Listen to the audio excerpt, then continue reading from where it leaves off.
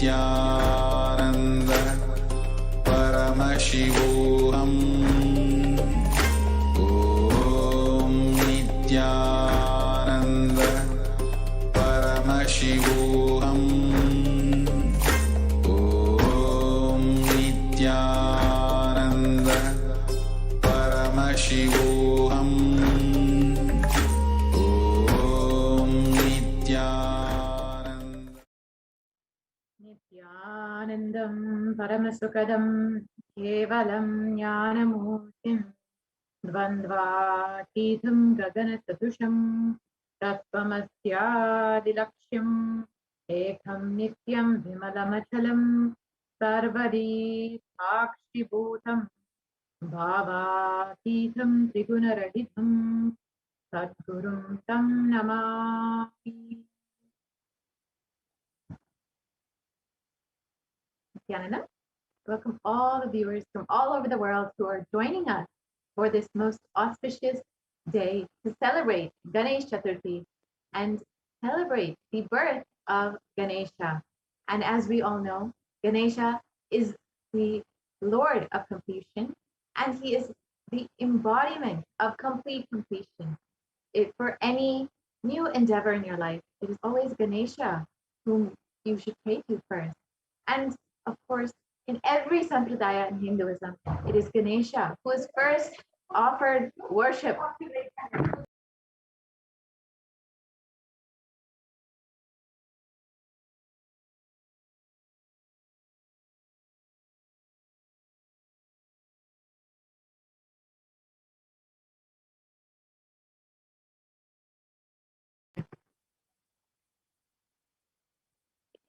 Sorry for the. So let us understand, who is Ganesha?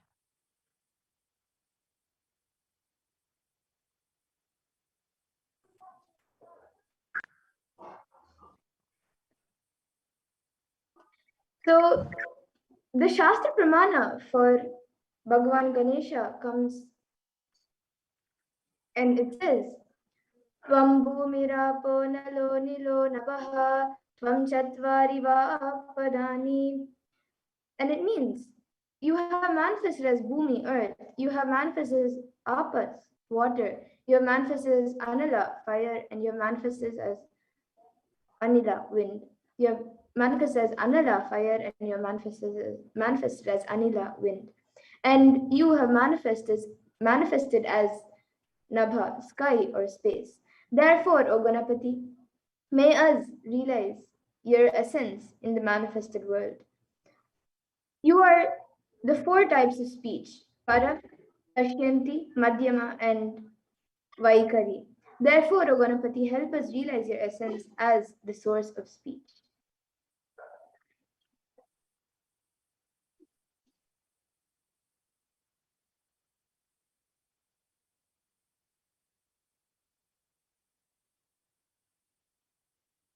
Bhagavan Ganesha is worshipped by all sampradayas. He is the embodiment of auspiciousness, the embodiment of completion, embodiment of joy, of love, and of course, Vignahatta, the remover of obstacles.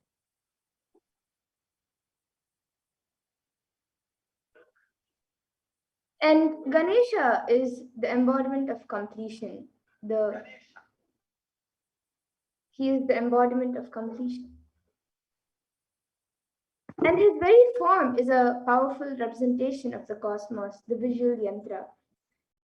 Yantra means the form, visual expression, and he is a very powerful expression of the cosmic intelligence. Lord Ganesha has four hands. In one, the upper right hand, he is holding the noose, the ankusha, and in the left upper hand, he is holding the pasha, and in the right lower hand, he is holding the tusk and his own broken tusk, and in the left lower hand, he has sweet.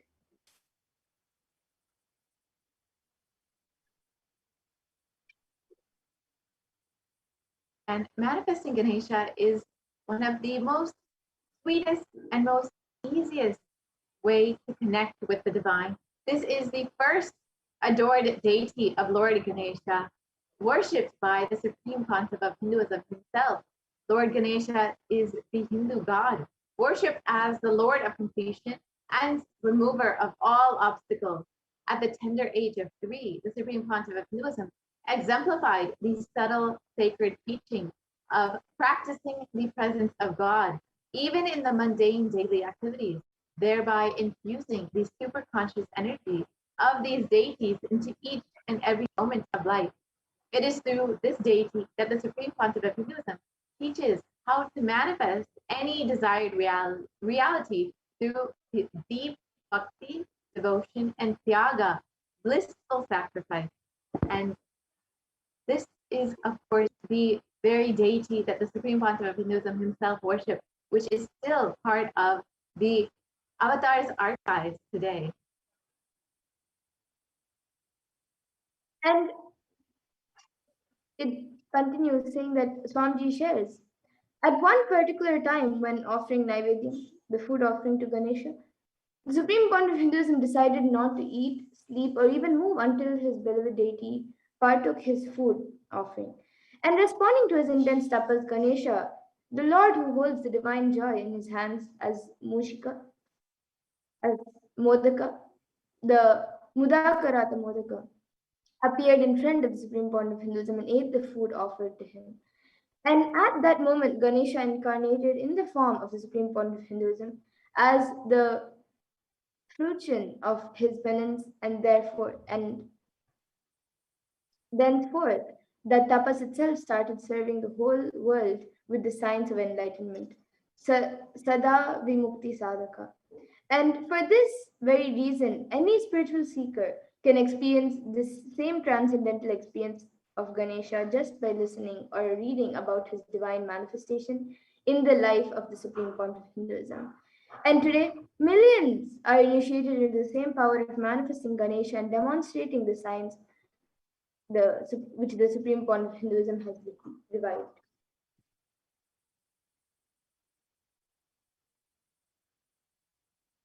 The Ankusha represents unclutching.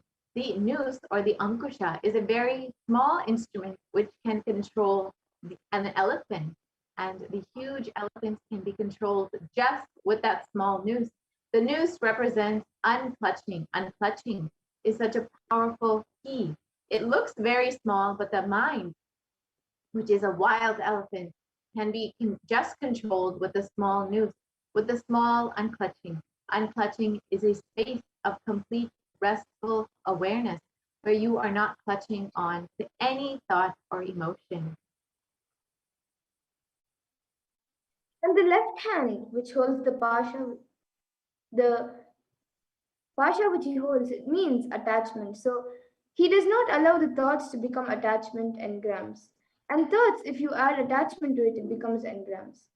One side, thoughts are never becoming engrams. They remain as thoughts because the pasha is under his control. On the other side, because of the ankusha, even from the thought, unclutching happens. So his inner space is completely under his control because of the pasha and ankusha. And the upper two hands represent the completely peaceful, blissful inner space, and the lower right hand, which holds his own tusks. You need to know the history of his tusk.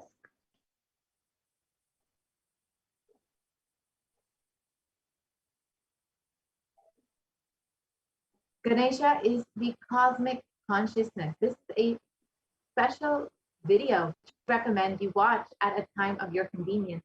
You would find it extremely insightful to learn about Ganesha as explained by our beloved Swamiji and the mirror neurons of Ganesha. We thought you might find it insightful to know how the most joyful, blissful, happy-go-lucky Ganesha is also the most sacrificing. Did you know Ganesha sacrificed his own tusk for the sake of penning down the Mahabharata, which we get to read till date? Please watch this video and listen directly from the Supreme Pontiff of Hinduism himself, Swamiji. Listening directly from Swamiji makes a powerful cognition as an initiation into you.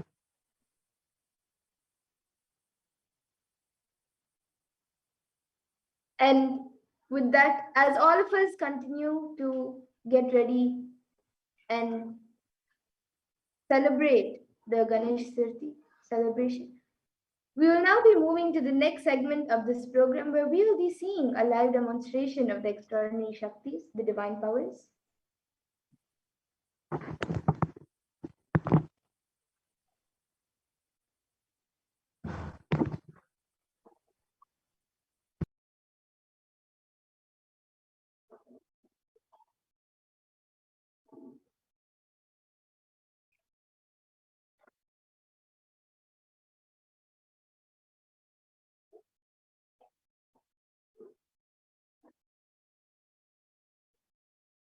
So today, on this auspicious day of Ganesh Chaturthi,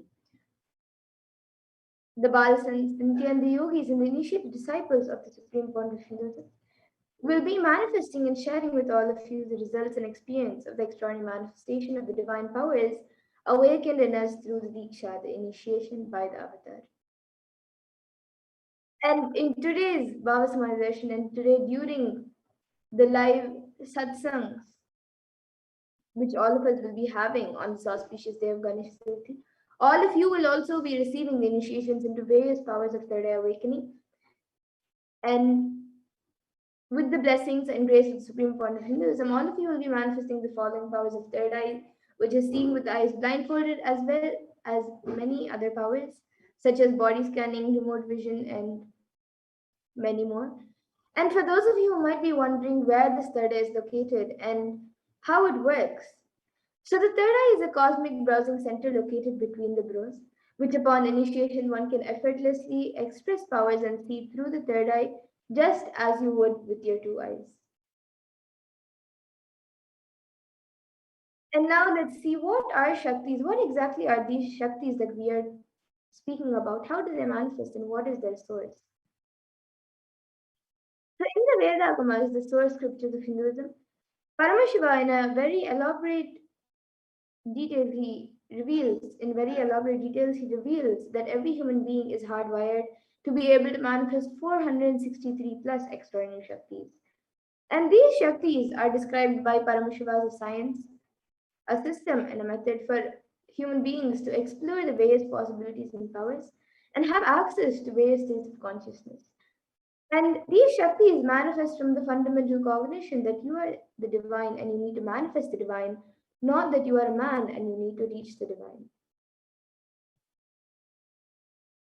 Now, some of you might be wondering what exactly is the difference between Shaktis and Siddhis. As many of you might have heard the term Siddhis, you might be thinking it is the same, but actually it is not. They are not the same. So, Shakti is expressed from the space of enlightenment as a side effect of feeling connection with the divine and high integrity with the Guru and our source of enlightenment, whereas Siddhis are powers that manifest from tapas or penance for enlightenment and are on the path of enlightenment. And a few more differences between Shaktis and Siddhis are that Shaktis of Paramashiva manifest through ordinary human beings in an extraordinary way after the initiation from the avatar and are permanent, whereas Siddhis are not permanent and may divert you from enlightenment. And the source of all these Shaktis, Paramashiva, is the primordial divinity in Hinduism, the ultimate reality and cause which is self-effulgent, Swayam Prakasha, all-pervading, unchanging, beyond time, space, form, and causality. And as the fundamental base of Avyakta, the unmanifest, and Vyakta, the manifest existence, he performs the Panchakritya, or the five cosmic acts of Shrishti, which is creation, Sthiti, which is sovereign rulership and maintenance, Samhara, which is rejuvenation, Prabhava, which is pulling out a delusion, and Anugraha, which is liberating grace for all living entities. And now, the avatar of Paramashiva, the Supreme Point of Hinduism, Jagat Guru Mahasannidhanam, His Divine Holiness, Bhagavan Nithyananda Paramashivam, as the 1008th living incarnation of Paramashiva and the representative of Paramashiva, as well as the divider of Kailasa, the ancient enlightened Hindu civilization nation, and the great cosmic worldless Hindu nation. So ever since the beginning of the civilization, the Sanatan Hindu Dharma has been a cradle of highly advanced sciences and enlightened beings. And it is where the science of enlightenment and Shaktis was lived and taught as a lifestyle. And for the first day in the modern day, The supreme point of Hinduism is reviving these yogic powers and transmitting it to the world at a record breaking pace which is never accomplished before.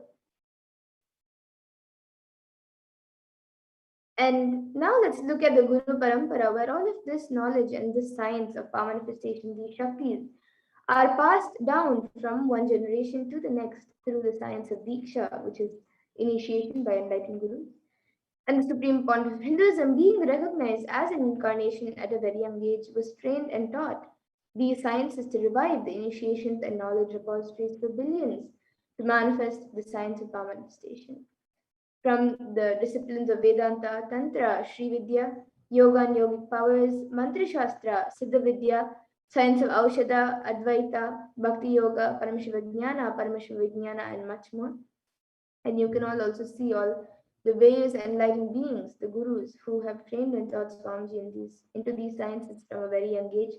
Mataji Vibhudananda Puri, Pundi Swamigal, Isiti Swamigal, Annamalai Swamigal, Kanchi Paramacharya, Visari Swamigal, Sri Tirchi Mahaswami, Yogi Raj Yogananda Puri, Tirunal Swami, and many more. And now let's see how we can awaken these divine Shaktis in us. How can you manifest these Shaktis yourself?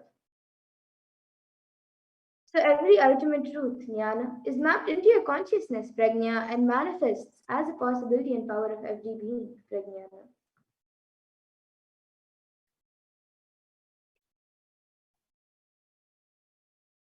Diksha is the direct transfer of spiritual energy by an enlightened being through look, word, or touch.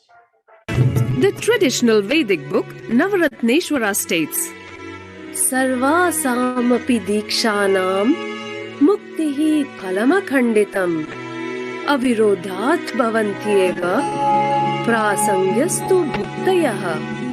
The main benefit of all initiations is moksha, enlightenment. As a side effect, health, wealth, leadership, and well-being happen. And in Rudrayamala Tantra, Shiva says, Devi Diksha Vihinasya Na Siddhihi Na Cha Sadgatihi Tasmat Sarva Prayatnena Guruna Dikshito Bhavet. The one who is not initiated does not attain liberation nor a better future. So by all efforts, one should get initiated by Guru. What is the science of initiation? Neuroscience has proved that the process of initiation floods the brain with energy. This is the superconscious energy of Kundalini, our own highest inner potential energy. As the Kundalini flows from the thalamus to the cortex, it sets up a powerful energy loop within the brain, which awakens the latent non-mechanical parts which we have never used before.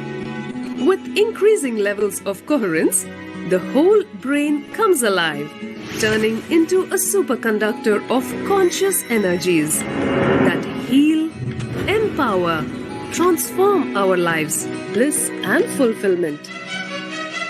Initiation creates high awareness, visualization, creativity. It also slows the aging process and improves the immune system. Kundalini awakening, healing experience, levitation, teleportation, materialization. Experience the power of initiation through a range of exclusive programs conducted at the ashram. Nithyananda Dhyanapeetham, Nithyananda Nagar, Birdi, Bengaluru. Contact 97422-03311. Yes, so that was a video where all of us saw how the science of Diksha works. And now let's see how the science of power manifestation is authenticated through 4 aspects of evidences or pramanas, as said in Sanskrit. So the first is the Shastra Pramana, which are the eternal unchangeable truths revealed in the source scriptures. And then the Apta Pramana, which are the experiences and results of Aptas or authorities of Hinduism, where the Vedic rishis and scientists have time tested and verified this science. And the next is the Atma Pramana, which is an account of the supreme point of Hinduism, this millennium's avatar's personal experience of the power manifestation. And then the Pratyaksha Pramana, which is the empirical evidence from observation and scientific experimentation. Now, some of you might be wondering what exactly are these Vedas and Agamas in which Paramashiva has, in a very elaborate way, described all of these sciences and revealed all of these sciences. So, the Vedas are the ultimate superior authority for Hindus and are pure science where the ultimate truths are explained. And the Agamas are the scriptures where the applied technology and the applied sciences are expanded. So, the Vedas and Agamas, the Vedagamas, are given the status of Shruti as they are directly revealed by Paramashiva and they're the ultimate eternal and changeable truths. And a reference cited from these Shastras or source scriptures is called the Shastra Pramanas. So now let us all get ready to witness a very unique and very exciting demonstration of the powers of third eye. So we will be going through the pramanas. We will be going through the pramanas for the power of third eye, which is seeing with the eyes blindfolded. So the Shastra Pramana for the power of third eye comes from the Vijnana Bhairava Tantra. Kapalantarmanonyasya तिष्ठन्मीलितलोचनः क्रमेण मनसोदार्द्यात् lakshye lakshyamuttamaम्. And the translation for this verse is, by fixing the mind on the inner space within the crown center and sitting stably without any movement, having the eyes closed in succession, by that stability of the mind in inner space through the power of the third eye, one directly sees the ultimate goal Lakshyam by having the vision beyond the sight that reveals any object or place, attaining the space of oneness with the source Paramashiva. And the Apta Pramana for this power comes from the Bhagavad Gita during the revelation of Bhagavad Gita when Krishna initiates Arjuna into the power of third eye. Natu mam shakyase drashtu manenaiva swachakshusha divyam dadami te chakshuhu pashyame yogamaishwaram. So in this Bhagavan Krishna says to Arjuna, but you cannot see my cosmic form with these physical eyes of yours. Therefore, I grant you divine third eye vision. Behold my cosmic opulence. In the Hindu Purana Bhagavad Gita, during the revelation of the Bhagavad Gita, Bhagavan Krishna initiates Arjuna into the power of third eye to behold Krishna's Vishwarupa Darshan, the vision of his cosmic form. And specifically in the 11th chapter of Bhagavad Gita, which contains the description of Bhagavan Krishna's cosmic form, is completely narrated by Arjuna as he sees Bhagavan Krishna through his third eye. And the Atma Pramana for this power, in Swamiji's own words, the first experiences that I had Inside and outside that broke. I was able to see everything around me, above me, the whole 360 degree, 10 directions, below me, everything. I realized not only I was able to see, I was able to feel and experience all of that as me. And then the next is the Pratyaksha Pramana, where study measures were done on the supreme point of Hinduism using a PET, a positron emission tomography. And it was measured that when doing daily activities, there is high activity measured in the brain where the third eye is located. And when in deep samadhi state, only the third eye region is active and almost 90% of the rest of the brain is at peace. And now we will be getting into the Sakshi Pramana, the live demonstration of these Shaktis. So the Sakshi Pramana is the experiences of the disciples of the extraordinary manifestation awakened in all of us. So we will now be getting into the live demonstration of the powers of third eye.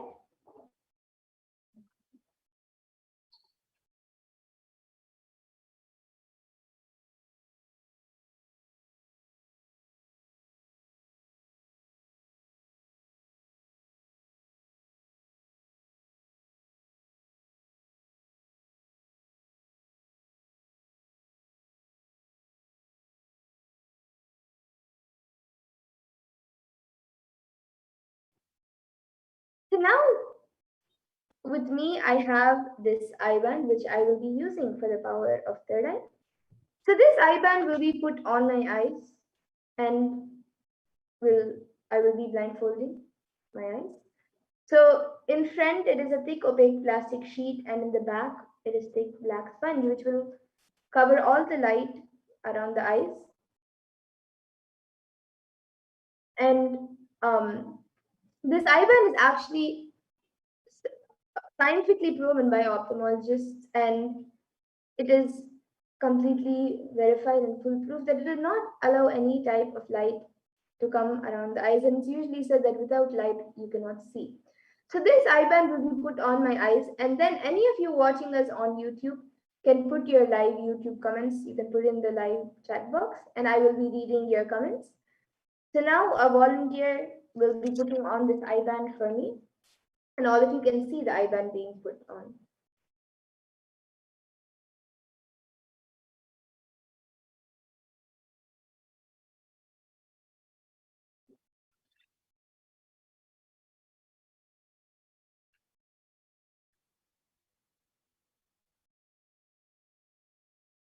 Yes, so now the eye band has been put, and I'll be turning to my right, left, up, and down.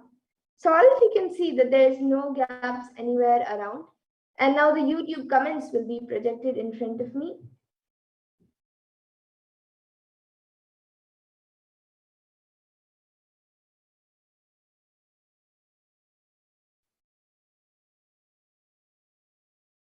So any of you watching us live on YouTube, you can put your live comments. You can put your comments in the YouTube comment section. It can be anything. It can be a sequence of emojis, numbers, letters, pictures, anything. I already see we have many comments. If we can project the comments. So the last comment we have is from Suresh Subramani.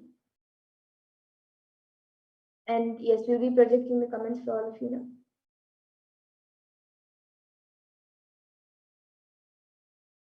And anyone else also who would like me to read your comments, you can put it in the YouTube comment section. It can be anything you would like me to read. Yes, we can maybe make it a little bigger for the viewers to see. So we have Suresh Subramani who has put, I need Swami Nithyananda Paramahamsa Guruji Arulvaku Devi. I need help, lots of people to relieve pain, but I need energy from Swami Nithyananda Paramahamsa Guruji. And then after that, now we have a comment from Siddhinji who has put Nithyanandam and a smiley emoji with us. Yeah, a smiley emoji. And actually, above Suresh Subramani Ayya's first comment, he has put another comment where he has put Swamiji, and then Dolly Reddy has put beloved Swamiji, and then above that, Mahasatya Nitya Bhakta has put a hibiscus, and then a flower, a hibiscus, and then a flower, a hibiscus, and then a Trishul emoji, and then a Om, and then an elephant, and then another prayer emoji, and the Namaskar emoji, a Trishul emoji, then a hibiscus, a flower, a hibiscus, a flower, and a hibiscus. And then above that, again, Mahasatya Nitya Bhaktaya has put the same sequence of emojis. And he has donated $199. Yes, thank you, Aya, for your contribution to Kailasa. And anyone else who would like to put in your comments, you can put anything you would like. It can be a sequence of emojis, numbers, letters, words, sentences. It can be anything. It can even be something that does not even make sense.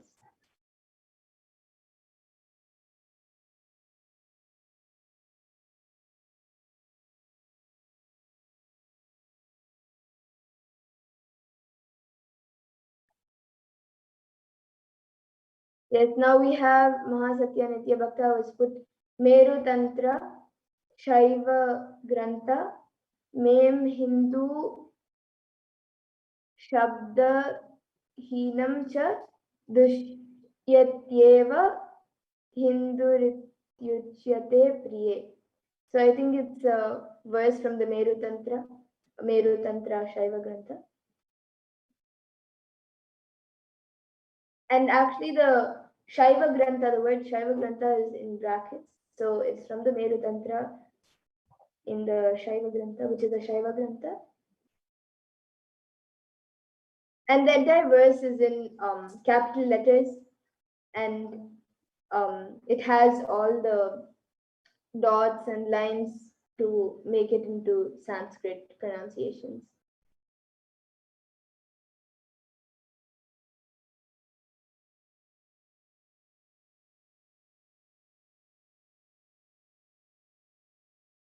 Yes, and anyone else who would like to post anything, you can put it.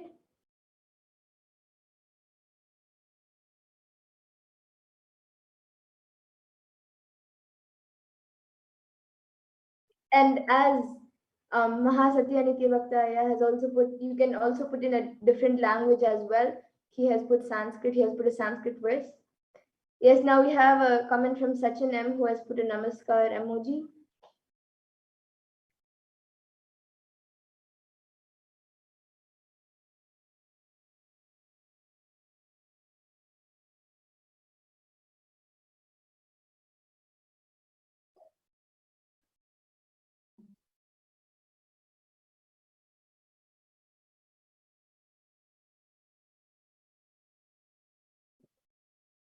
Okay, so now with that, we'll be moving on to the next power, the power of body scanning.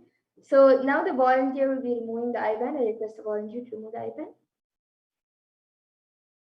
All of you can see the IBAN, and yes, as the IBAN is being removed, we have Marceline who has put a tree emoji.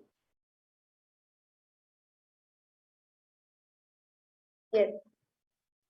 So now all of you can see the IBAN. It is just as it was. We can stop the screen share. So all of you can see that the IBAN is just as it was before. There is nothing added or removed from it. And now we'll be moving to the next power, the power of body scanning. So if any of you would like a body scan, you can put it in the comment section and we will be doing a body scan for you.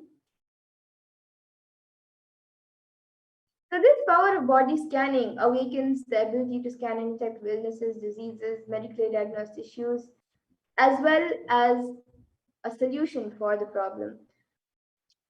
So we'll be getting into the power of body scanning, and anyone who would like a body scan can put your comments in the comment section. We will now be going through the pramanas for this power of body scanning. So the Shastra Pramana for the power of body scanning comes from the Vijnana Bhairava Tantra.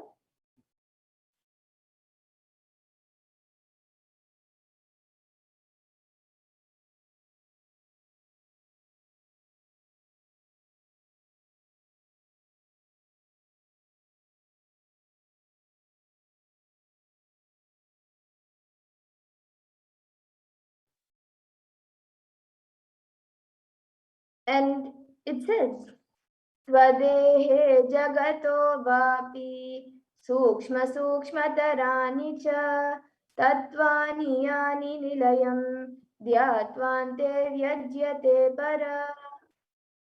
And in this, Bhagavan Paramashiva says, cognize deeply that from the subtle to the subtlest constitutive principles of your whole body, Swadeha, or the whole universe simultaneously consist of essential reality. They are being absorbed in their source cause, Paramashiva. By the experience of such restful awareness, one becomes complete from all thoughts, and the ultimate universal divine power, Paradevi Adi Shakti, is revealed, and supreme power manifestation happens. And after Pramana for this power comes from the life of a Siddha whose name is Terya. So Terya was a Siddha and a prominent disciple of Agathir. So one day a man suffering from severe headache comes to Agathir, and Agathir uses the power of body scanning and reveals that the root cause of the headache. And he reveals that there is a small Terai, a type of frog, sitting in the person's brain. And then immediately he instructs Terya, his disciple, to perform an open head surgery and remove the frog. And after the surgery is completed successfully, the person is healed and cured of the headache, and thus Terayar gains his name. And the Atma Pramana for this power was revealed on the 22nd of December 2019 by the Supreme Pontiff of Hinduism himself, of how he uses the power of body scan. Paraphrasing his words, only when I had the multiple compound hand fracture, I was forced to go for surgery and therefore medical checkups related to that. At that time, they detected heavy metal quantity in my different organs. It was revealed that I had been poisoned without our knowledge. I immediately used diagnostic methods instead of medical facilities to study the body condition due to the poisoning. Through body scanning, I found out what the problems, imbalances had happened, and where balances had to be done. I used allopathy as a second opinion to verify my findings. And then here now all of you can see a few Sakshi Pramanas, a few sharings of the disciples who have manifested this power successfully after the initiation by the Supreme Pontiff of Hinduism. And with that, now we'll be getting into the live Sakshi Pramana, the live demonstration of this power. So anyone who would like a body scan can put your comments in the YouTube comment section. I see many of you have already requested.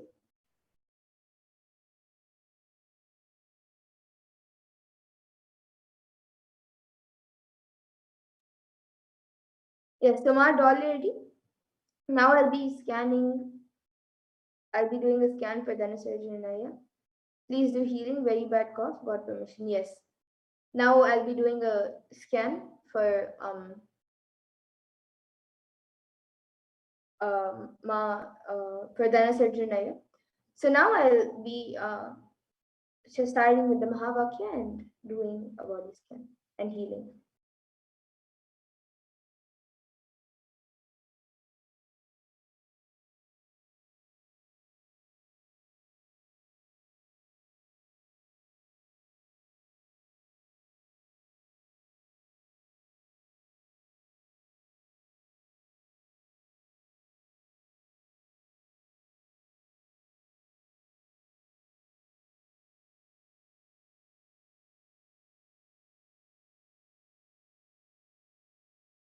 Yes, so Maud already, what I was able to see for Dhanasarjanaya was that he has to start taking more kashayams, tulsi water, and then in the food, some pepper and turmeric water with pepper, more kashayams and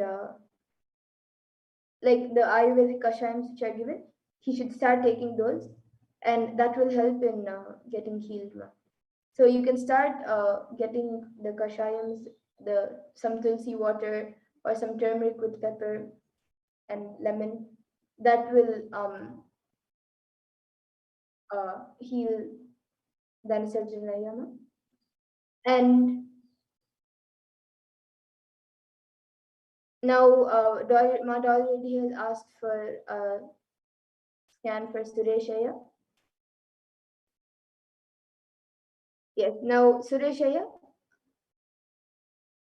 and Mad already, I'll also be giving scanning for you, and I'll also be scanning for Sureshaya.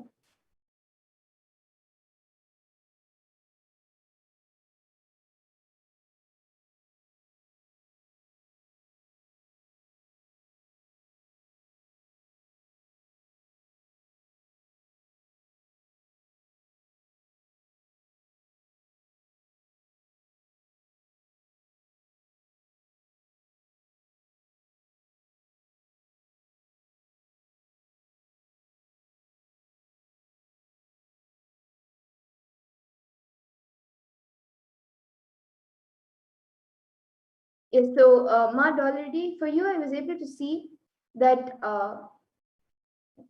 drink more hot water, and if you would like, it would be better also if you can get a checkup with the doctor and attend to it.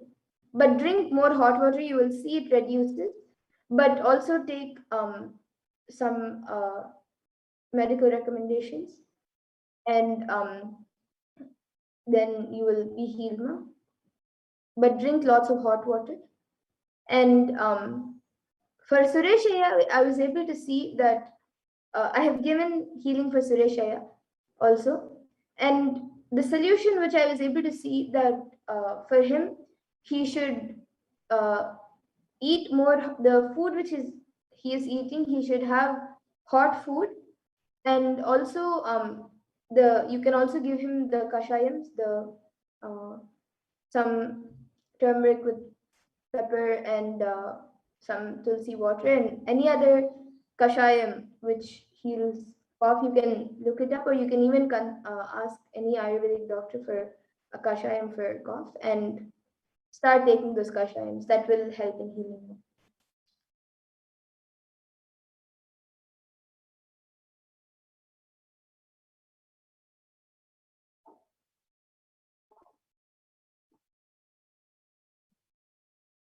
Yes, Ma Silanji, now I'll be doing a body scan for you.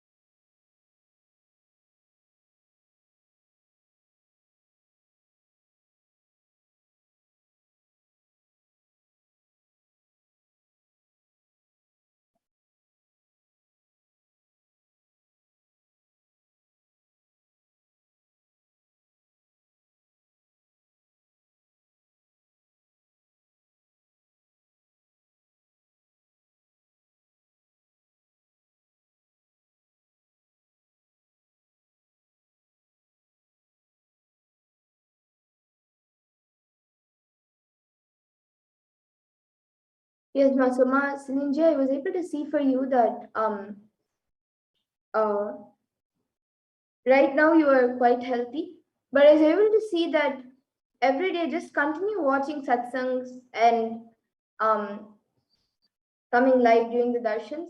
That will actually help you in becoming more healthy, more active, and very strong both inside and outside. And yes, this is what I was able to see for Yuma. And I was also able to see that, especially for during this Ganesh Chaturthi, you can just stay available during, especially during the times when Swamiji comes live and during all the rituals that take place. Watch it and connect with Mahaganapati, and uh, you will be showered with great health, wealth, and abundance in your life. So this is what I was able to see for you, Ma. And I see many others for body scanning. Mad already has asked for Ma Kiyashini, and Suresh Subramania Aya has also asked. And Suresh Subramania Aya has asked my vision of eyes getting very blurry. And I see many other requests for body scanning. GC apparently, who is Carlos Santos, and Jai Kumar Sundamurti Aya. And yes, I see many of you asking for a body scanning. Today, in the interest of time, we will now be actually moving to the further segments of this program. But every day, 2 a.m. IST and 4 p.m. IST, we will be having the power manifestation segments and doing the body scanning. So all of you can join us again and request for body scanning, and we will be more than happy to do it for you. And I'm sure that on this auspicious day of Ganesh Chaturthi, you can all pray to Ganesha, connect with Ganesha, and all of you will be healed. And with that, I thank all of you who have joined us today for the Power Manifestation segment. And please stay tuned for the further segments of this program, where we will continue to learn more about Bhagwan Mahaganapati, about Lord Ganesha, and continue the celebrations of Ganesh Chaturthi. We will be having a special satsang and much more. We will be having many rituals and a lot more. So please stay tuned for the further segments of this program, and we will be back after a really short break.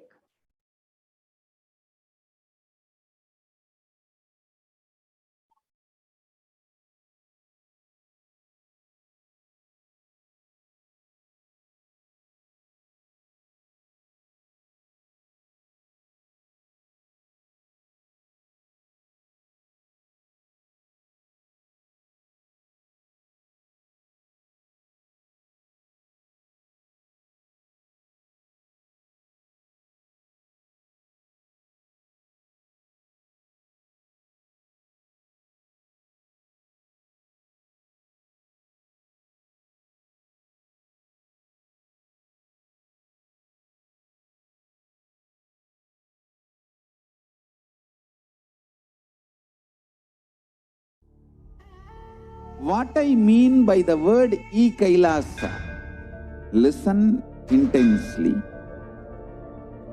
Enlightenment ecosystem, literally enlightenment itself, in your own home, wherever you are. If you cannot come to Kailasa, it's okay. Kailasa can come to you.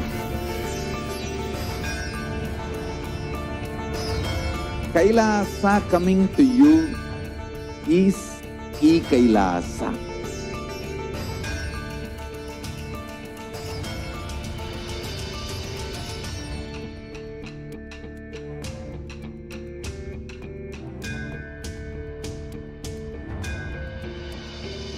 I will revive Hinduism. I am a Hindu revivalist, not by any revolution, but by evolution.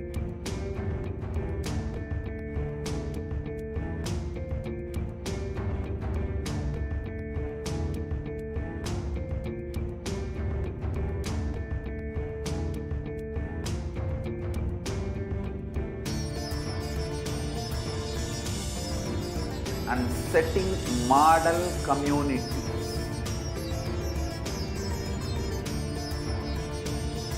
Kailasas, enlightenment ecosystems, Sarvanya Pitas all over the world.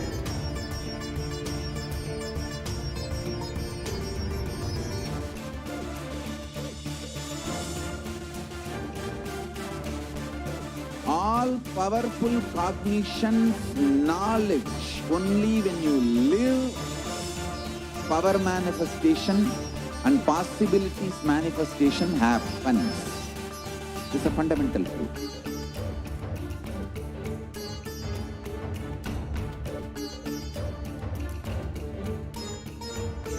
Hinduism cannot live exclusively as one sampradaya. No. All sampradayas of Hinduism is an ecosystem.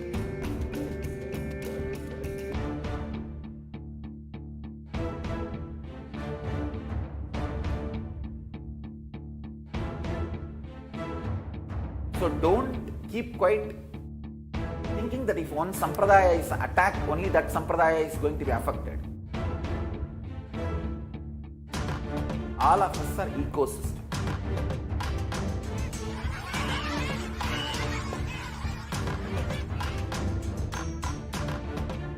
I invite all of you to get involved and enjoy Hinduism by the principle of Dharmo Rakshati Rakshitaha. When you protect Dharma, Dharma protects you. You will make the whole planet flourish spiritually. The spiritual prosperity will happen to the whole planet. We all have to coexist together.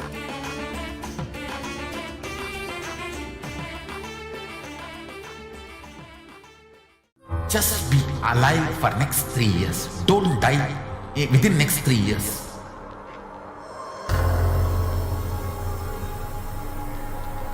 Just don't die within next 3 years.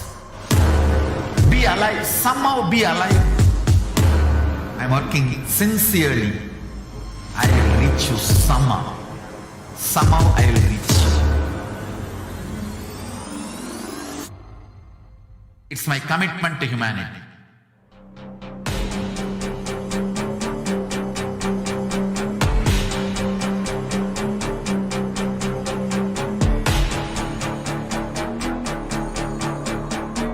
Just don't die within next 3 years. I will reach you wherever you are, whichever corner of the world you may be. I will reach you with enlightenment. You manifesting the space, state, powers, being Paramashivoham. It is possible, and it is possible for you.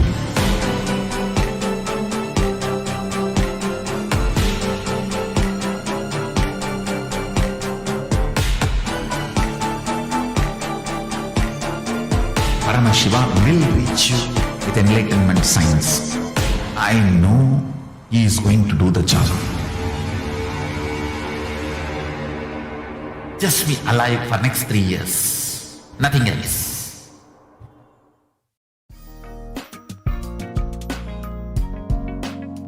We get you health. We get you ability to build beautiful relationships in your life. We get you direct spiritual support, and we make sure you become wealthy.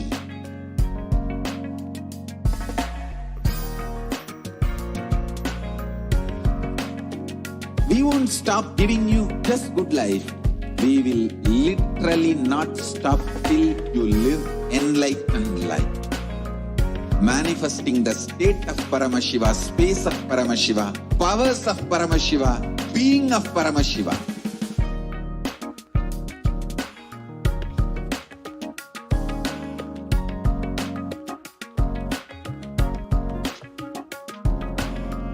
Whole world should become Kailasians. I want the whole world to know Hindus have something great to contribute to the world.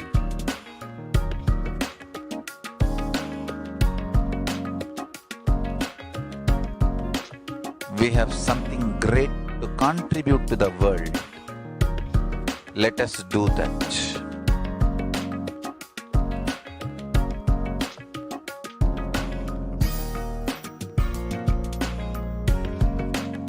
Kailasa is proper customized spiritual service helping you to identify your root patterns of suffering.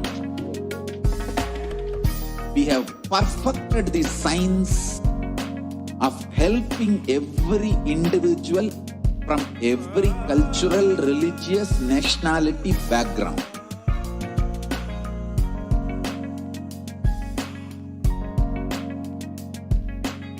You will have lowest reactionary assumptions, highest awakened response, alive response for life continuously.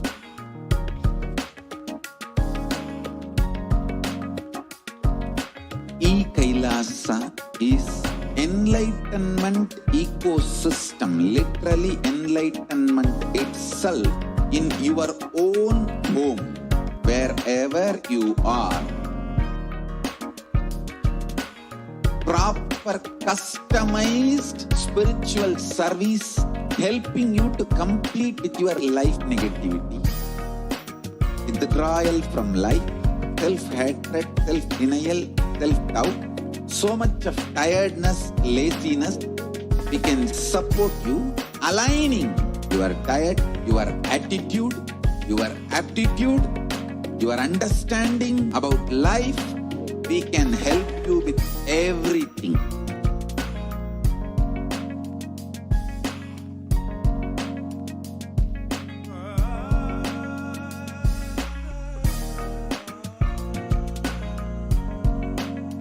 If you are interested in enlightenment, we will immediately bring this to you.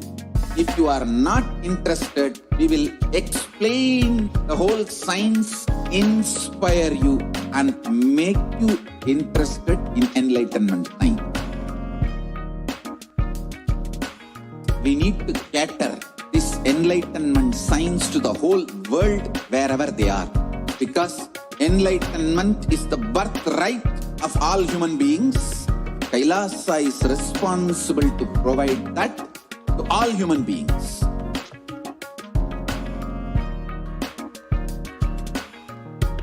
Kailasa is the totality of the knowledge I received from my gurus and practice manifested in my life, perfected by teaching millions of people from all cultures, time zones, backgrounds, genders, nationality, race, from every creed.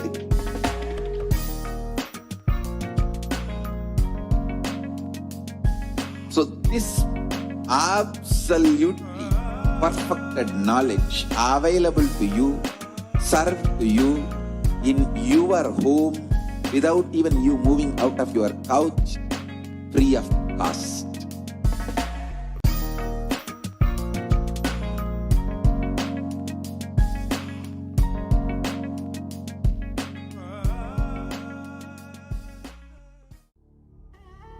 What I mean by the word Kailasa, listen intensely. Enlightenment ecosystem, literally enlightenment itself, in your own home, wherever you are. If you cannot come to Kailasa, it's okay. Kailasa can come to you. Kailasa coming to you is Kailasa.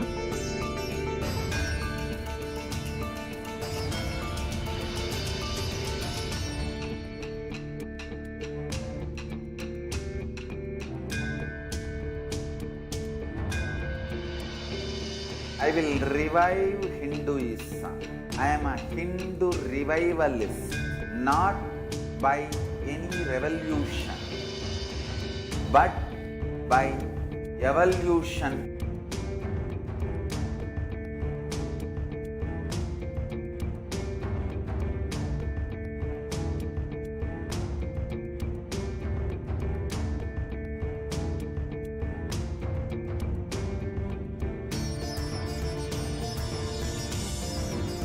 And setting model communities.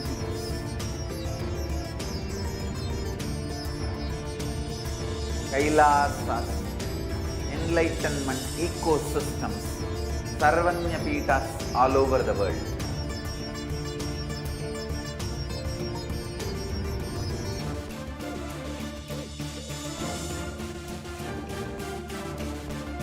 All powerful cognition, knowledge, only when you live, power manifestation and possibilities manifestation happens.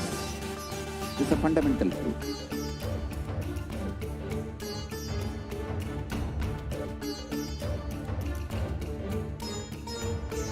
Hinduism cannot live exclusively as one sampradaya. No. All sampradayas of Hinduism is an ecosystem.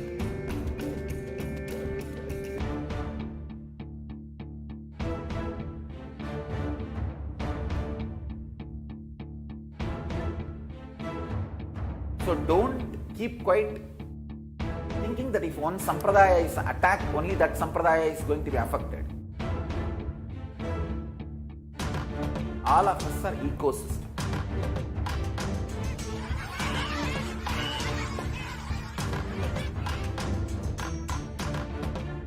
I invite all of you to get involved and enjoy Hinduism by the principle of Dharmo Rakshati Rakshitaha. When you protect Dharma, Dharma protects you. We will make the whole planet flourish spiritually, the spiritual prosperity will happen to the whole planet. We all have to coexist together.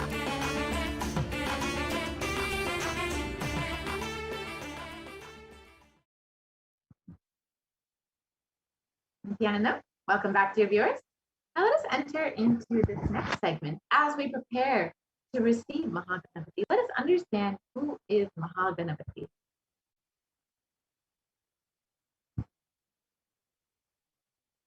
Yes, so we have the Shastra Pramana for Mahaganapati. So it comes from the Ganesha Upanishad, verse 6.6, and it says, Tvam bhumirapo nalo nilo nabaha tvam chatvari akpadani. And the translation is, you have manifested as Bhumi, earth. You have manifested as Apas, water. You have manifested as Anala, fire. You have manifested as Anila, wind.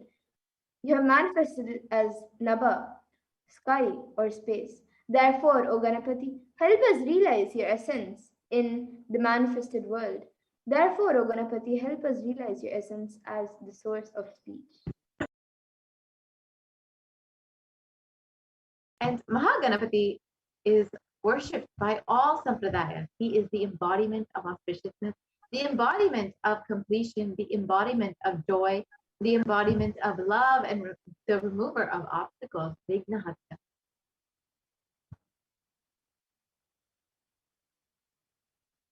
And in the words of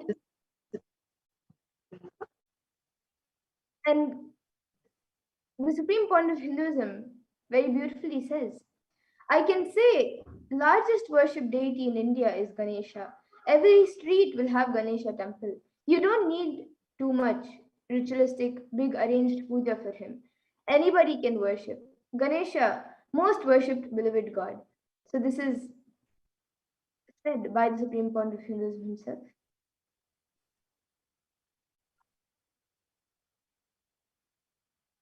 let us understand Ganesha in the words of the Supreme Pontiff of Hinduism himself.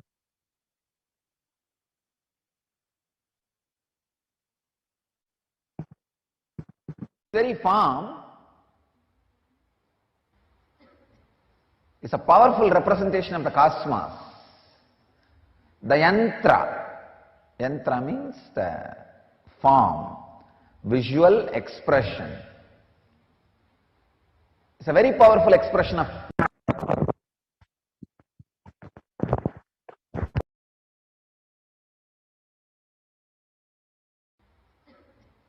It's a powerful representation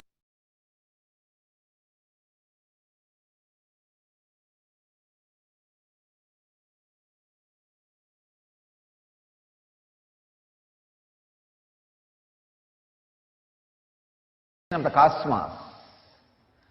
The yantra means the form, visual expression.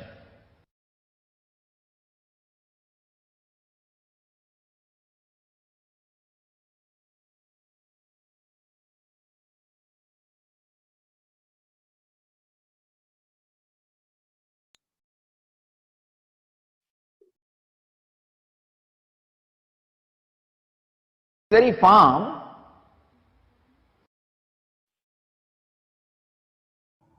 Ma, it's got muted, Ma. Yes, we can continue the video.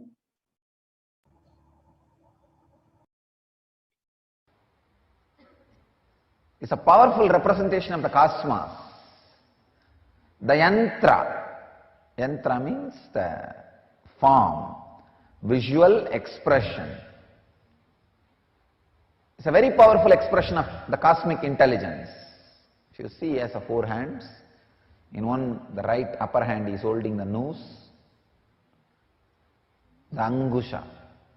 In the left upper hand is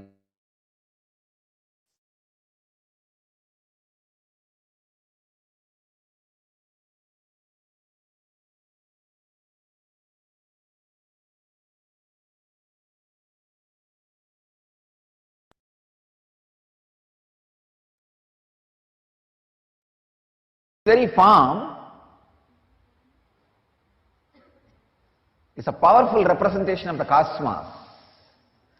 The yantra means the form, visual expression. It's a very powerful expression of the cosmic intelligence. If you see, he has 4 hands. In one, the right upper hand is holding the noose, the angusha. The left upper hand is holding the pasha. The right lower hand is holding the tusk, his own broken tusk. And the left lower hand, yes, sweet. It's a very beautiful philosophical representation. See, the noose, angusa he has, is a very small instrument which can control elephant. The huge elephant can be controlled just with that small noose. It is actually it represents unclutching. Any size mind, elephant size mind, can be controlled by a small key, unclutching. The noose represents unclutching. Unclutching is such a powerful key. It looks very small, but the mind, which is wild elephant, can be just controlled with a small noose, with small unclutching.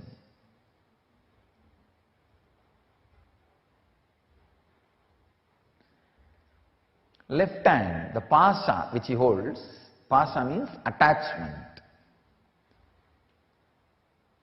He does not allow the thoughts to become attachment. He engrams. See, thoughts, if you add attachment to it, it becomes engram. Because his attachments are under his control, he does not allow thoughts to become engram. One side, thoughts are never becoming engram.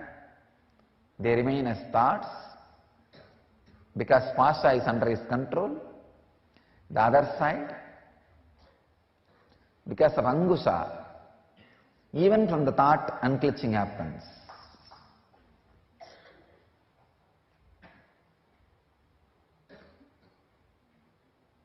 So his inner space is completely under his control because of the angusha and pasa.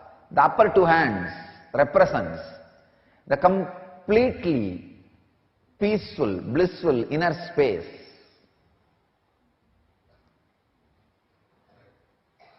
And the lower right hand, which holds his own tusk, you need to know the history of the tusk. Once Vyasa requested Ganesha to write Mahabharata, largest poem ever written in the planet Earth, even now, still now, is Mahabharata. Longest and largest poem. Vyasa wants somebody to pen down, because when the flow happens, it's such an extemporaneous, spontaneous flow, he can't pen down. He has to just open it and somebody else has to pen down. He is not able to find anybody for his speed.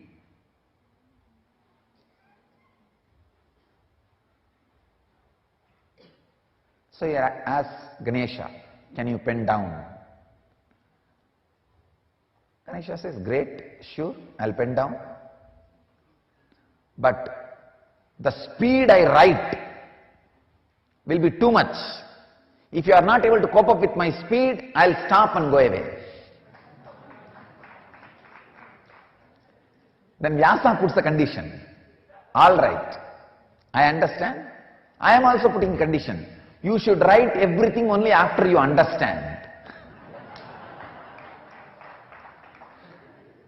So agreement was prepared.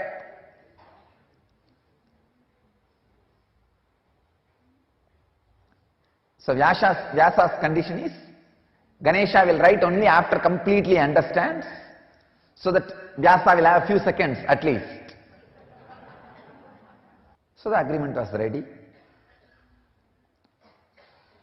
Vyasa is supposed to match with the speed of Ganesha, and Ganesha is supposed to understand and pen down everything Vyasa expresses.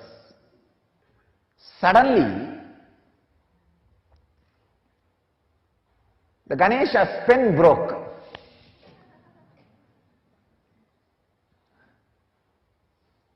And now, because this class was not there in the agreement, what to do when the pen breaks? It is whose responsibility? Naturally not Vyasa's, because Ganesha is only penning down. It is supposed to be his responsibility. But Ganesha can't miss, because he has given, as per the agreement, Ganesha has to pen down everything. Even if you miss few seconds, some of the great important truths which Vyasa is expressing will be lost. because the expression is happening in full speed. Banks of Saraswati.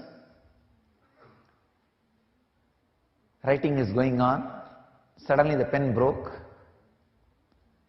Now what to do? Ganesha. He has to complete, he can't miss.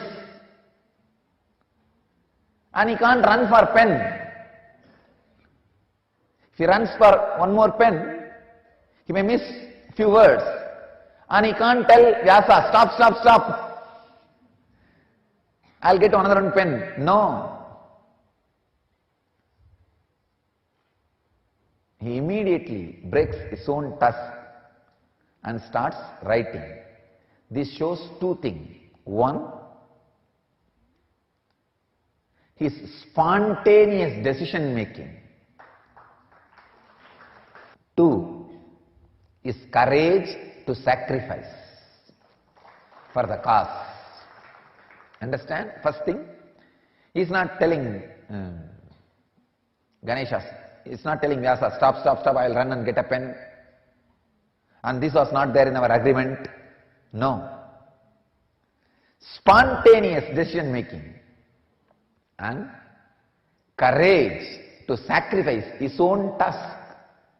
That tusk means courage to sacrifice and spontaneous decision making power.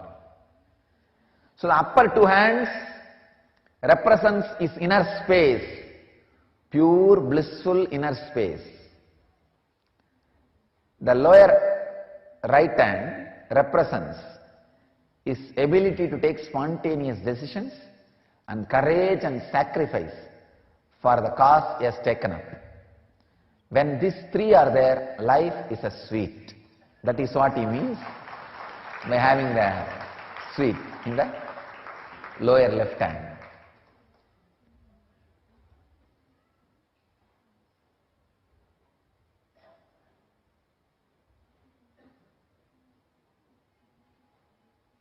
The elephant face represents the extraordinary awareness and sensitivity.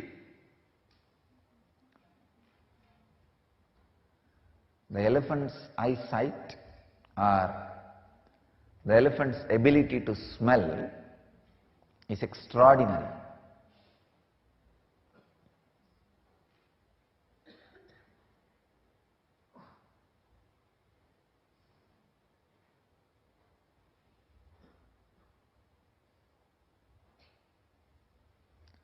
And his big pot belly represents the whole cosmos. The whole cosmos is inside him. He is the cosmic intelligence.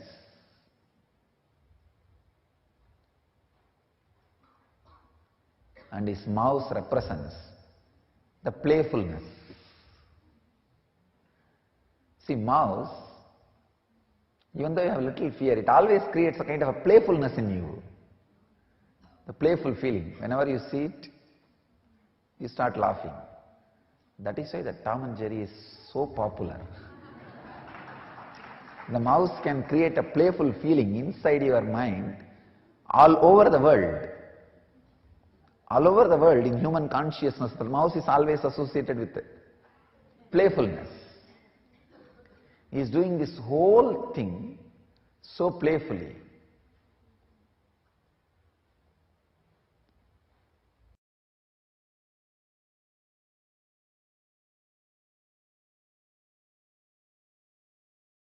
Very farm.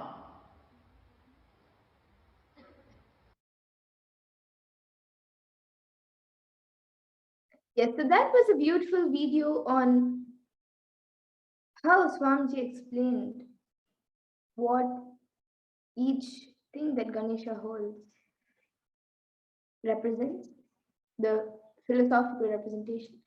So all of you can now see here, you can tune into Ganesha and imbibe these qualities. So the Ankusha represents the unclutching, the mind, which is wild elephant, which The wild elephant can be just controlled with the small ankusha, with small unclutching. Then the pasha represents attachment, where he does not allow the thoughts to become attachment engrams. And then the tusk represents his ability to take spontaneous decisions and courage to sacrifice. And then the modaka represents life will be sweet like Ganesha's modaka.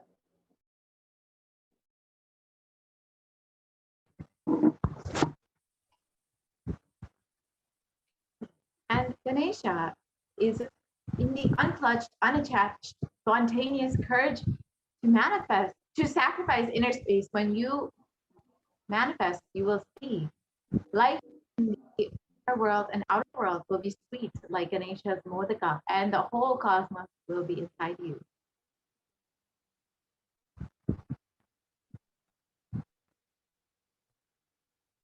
Let us watch this video on Mahaganapati, the embodiment of Paramashivoham.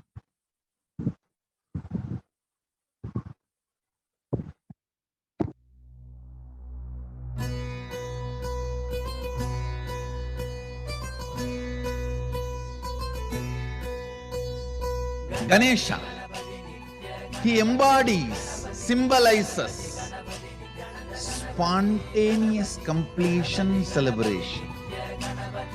He carries the elephant face, which represents the Omkara. His form is the ultimate, his name is the ultimate. Very happy about himself, very happy about the universe, very happy about his happening, everything. Just see him, you will be joyful. Very powerful, like his mother, easily pleased, like his father. Extremely compassionate. He is the ultimate boon giver. Enjoying, celebrating. He is beyond any procedures, systems. Mischievous, naughty. A modern day teenage kid who eats left and right happily. He doesn't come under any rule and he doesn't come under any regulation, but he has all the powers and he is embodiment of Sachidananda. As embodiment of Paramashiva, Mahaganapati Paramburul is sitting with joy and bliss and blessing all of us in Kailasa, listening to our prayers, removing all the obstacles, making all of us experience Paramashiva, oneness. He is really, really real. Even now, he is sitting in Kailasa with 25 elephant heads and 50 hands. As Mahaganapati, he is sitting now alive in Kailasa. He is alive. He is available. He is ecstatic.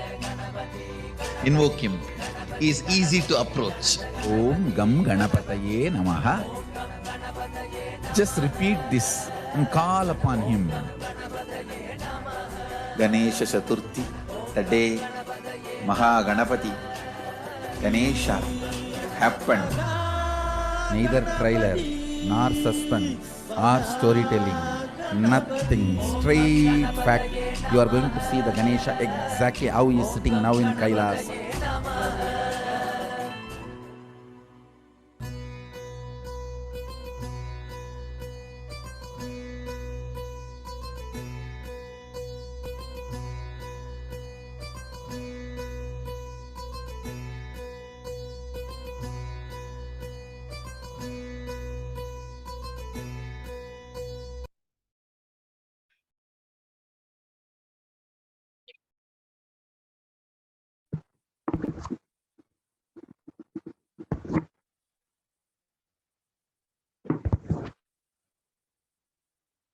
And let us now see how Ganesha has played such a significant role in the life of the Supreme Pontiff of Hinduism himself.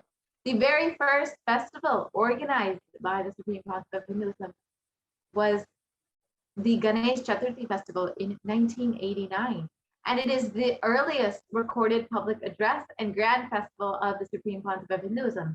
which was organized by the SPH himself and the first volunteers and organizers of Kailasa. And you can see here the group of volunteers who were blessed to work with the Supreme Pontiff of Hinduism, to be guided by the Supreme Pontiff of Hinduism, to perform the Ganesh Chaturthi festival and prepare the puja and offering for Ganesha.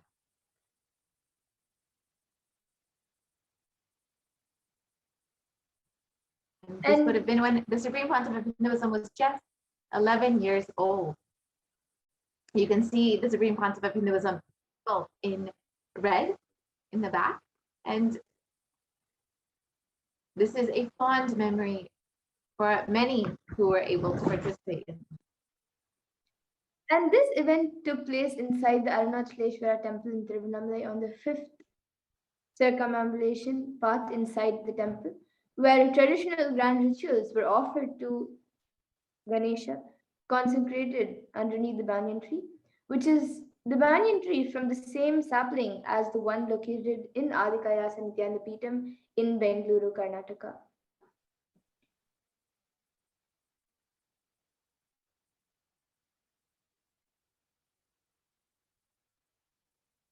To celebrate this momentous occasion, the Alankar was done by the SPH himself to Ganesha, and the photograph is of the youth organizers of the occasion, together with the Supreme Pontiff of Hinduism himself, standing next to the adorned deity of Ganesha.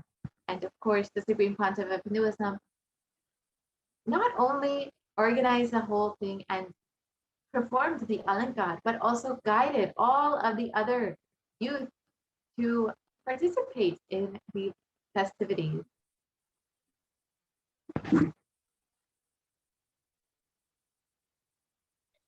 And in 1981, Lord Ganesha ate the food offered by the Supreme Pontiff of Hinduism. So the first adored deity of Lord Ganesha worshipped by the Supreme Pontiff of Hinduism since the age of 3. So at the tender age of 3, the Supreme Pontiff of Hinduism exemplified the subtle sacred teaching of practicing the presence of God. And through this deity, even in mundane daily activities such as bathing, eating, sleeping, and thereby infusing the superconscious energy of the deity into each and every moment of his life, which is the Hindu or Kailasa lifestyle. So you can see the 3.5 inches deity of Ganesha, which through this deity, Pontiff of Hinduism teaches how to manifest any desired reality through deep bhakti, devotion, and tyaga, the blissful sacrifice. Once, when offering Naivedyam to this Ganesha, the Supreme Pontiff of Hinduism decided not to eat, sleep, or even move until his beloved deity partook his food offering. And responding to his intense tapas, Ganesha himself, the Lord who holds divine joy in his hand as the Modaka, and appeared in front of the Supreme Pontiff of Hinduism and ate the food offered to him.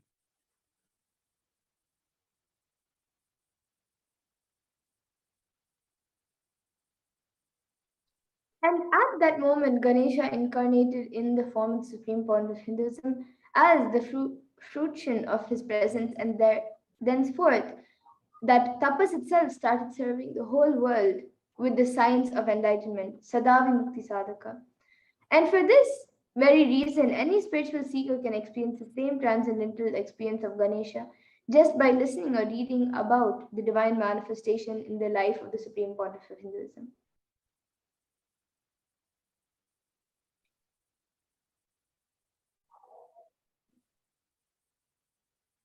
And today, are initiated into that same power of manifesting Ganesha and have demonstrated the signs of manifestation of God. And the Supreme Pontiff of Hinduism has revived this whole science for each and every one of us to relate and connect with all the gods and goddesses. So let us watch this video of all of the devotees and disciples of the Supreme Pontiff of Hinduism feeding Ganesha directly.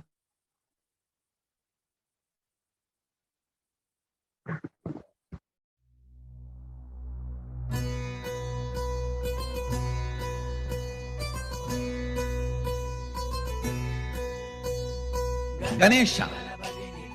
He embodies, symbolizes spontaneous completion celebration. He carries the elephant face, which represents the Omkara. His form is the ultimate, his name is the ultimate. Very happy about himself, very happy about the universe, very happy about his happening, everything. Just see him, you will be joyful. Very powerful, like his mother, easily pleased, like his father. Extremely compassionate, He is the ultimate boon giver. enjoying, celebrating. He is beyond any procedures, systems, mischievous, naughty. A modern day teenage kid who eats left and right happily. He doesn't come under any rule and he doesn't come under any regulation, but he has all the powers and he is embodiment of Sachidananda. As embodiment of Paramashiva, Mahaganapati Paramburul is sitting with joy and bliss and blessing all of us in Kailasa, listening to our prayers, removing all the obstacles, making all of us experience Paramashiva, oneness. He is really, really real. Even now, he is sitting in Kailasa with 25 elephant heads and 50 hands.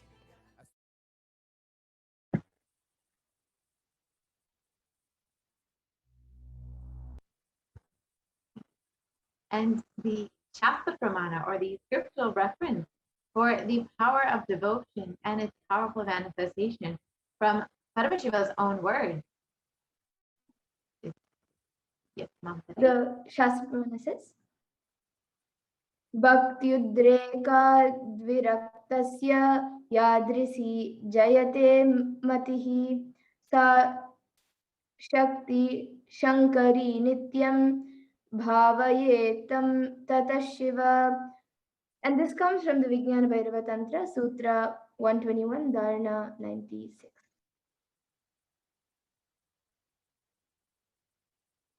And the translation for this verse is, by the intensity of the devotion or pure love for the divine, when the detachment arises in your mind beyond the intellect, that is the Shakti of Shankari, the power of divine consciousness.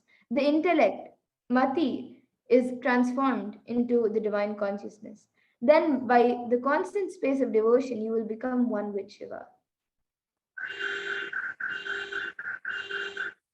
So let us understand the story of feeding Ganesha in the life of the Supreme Concept of Hinduism, and what that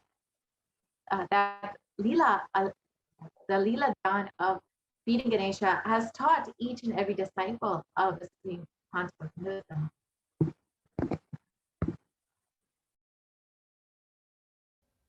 I can tell this story which happened in my life.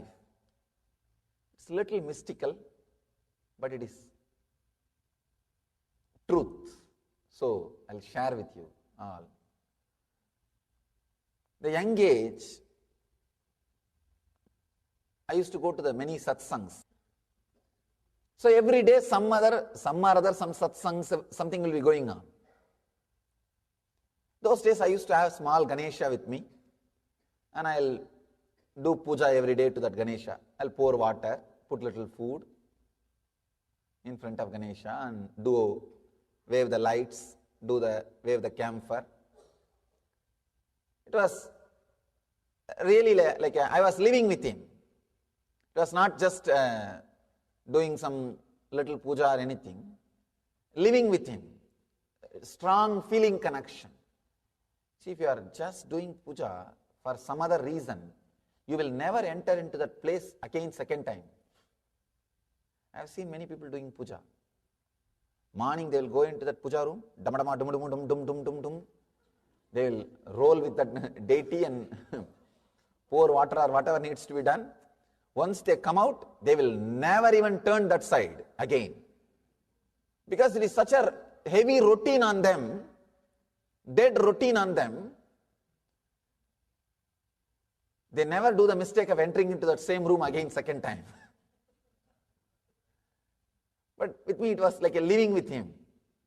Whole day I'll be sitting, fanning him, or doing whatever I can. Anything given to me, I'll bring it and put it in front of him. I was living with him, small boy. I went to one satsang. That teacher, Acharya, who was talking, he was narrating an incident from a saint's life. His name is Nambiyandar Nambi. He was born and brought up in South India.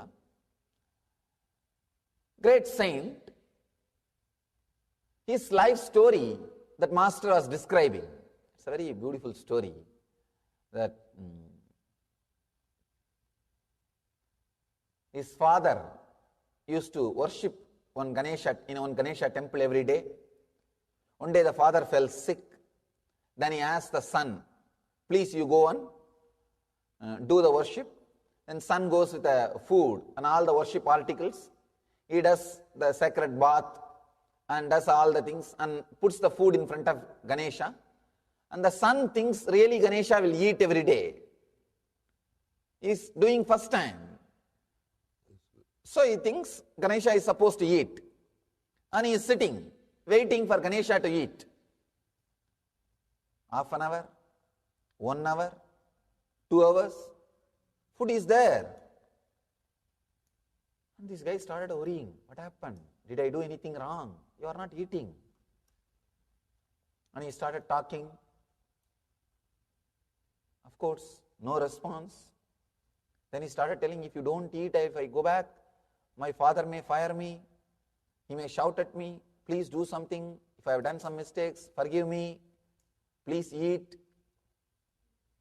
Of course, Ganesha is very silent. If they start eating, who will put the food in front of them? Anyhow, he was silent. Then he became very serious. The Nambiyandar Nambi, the saint, he became very serious. He said, no, you have to eat. Please eat. Otherwise, see the Shraddha, beautifully the Upanishad says, Kathopanishad says, Shraddha Vivecha. When he is describing about Nachiketa, a Upanishadic hero, they use the word Shraddha Vivecha. He was possessed by Shraddha. Sometime, rarely this happens to even you. You can see, some very difficult time, suddenly you decide, I'll be very straight and honest and dharmic. I'll not bend. You know, if you little adjust, tell one lie, or alter the word, you can escape from the situation. It can be eased, but suddenly sometime you feel, no, I'm going to be very straight. Come whatever may. Those few moments, you are possessed by Shraddha, the truth. Shraddha Vivecha, a very powerful word. Possessed by Shraddha, truth, trust. That Shraddha Vivecha happened to this Nambiyandar Nambi. Suddenly, he felt Ganesha has to eat. He has to eat. He starts weeping. He says, till you eat, I am not going to leave this place. 5-6 hours over, but food is there, Ganesha is sitting. Then he goes to the extreme, suicidal threat. He says, I'll hit my head in the steps and die if you don't eat. And starts hitting his head. Of course, don't try. Don't try. The TV, in the motor ads, the car ads, they say, closed lanes and professional drivers, don't try. Same way, saints tried, you don't try. When that Shraddha Vivecha happens, you are in a different plane. Even the doubt does not exist. He just knows that Ganesha is going to eat. He started hitting his head. And the story says, suddenly Ganesha appeared and ate the food and blessed him. And that saint, that small boy, he goes back to his father. Father asks, what happened? Where is the food? He said, Ganesha ate. Father could not believe. Ganesha ate or did you eat? He said, no, Ganesha ate. If you want, come. I'll show you. Then he takes the father. There, the father sees the mouth of Ganesha, the food, the remains. The story says, father fell at the feet of the son, said, all these years, I was only doing it as a ritual. You made it as reality. You made it as truth. When I heard this story, suddenly I decided, I'll also feed Ganesha. That Shraddha Vivecha happened. Means possessed by that Shraddha. Strong. See, when you are possessed by Shraddha, you will not have Kudarka at all. Understand? You will not have Kudarka. You may ask me, why? When you heard the story of Nambi and Nambi, you tried, but you are telling us not to try.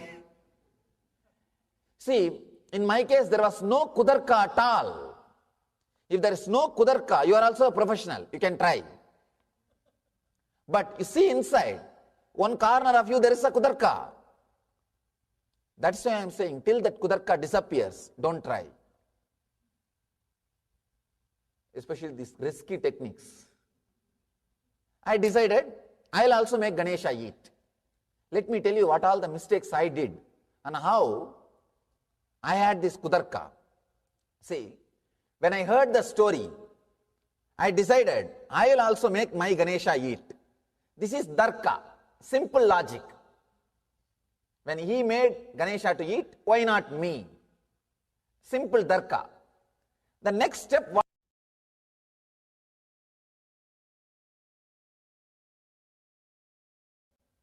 I can tell this.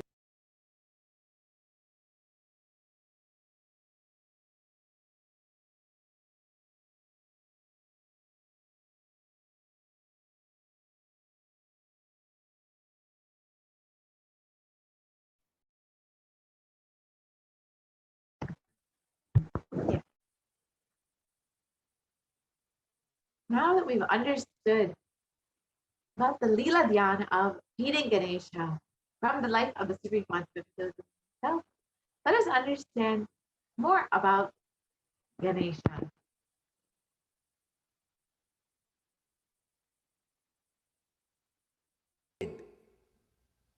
See, in my house, it's a giant family. I had one old lady, one of my grandmothers. Means it's like many people will be staying, you don't know who is who and who is what. And not only that, 3-4 streets are relatives. That's the way the Indian communities are will live. The 3-4 street will be your cousin, cousin brother, nephew, name it, and they will be there. And they will marry just inside the family and relatives. So, this old lady, if the kids are not eating, she will always threaten them. Hey, I'll put you inside the well. The center of the house, there will be a huge well. I'll put you inside the well. She will shout. So I heard only that logic.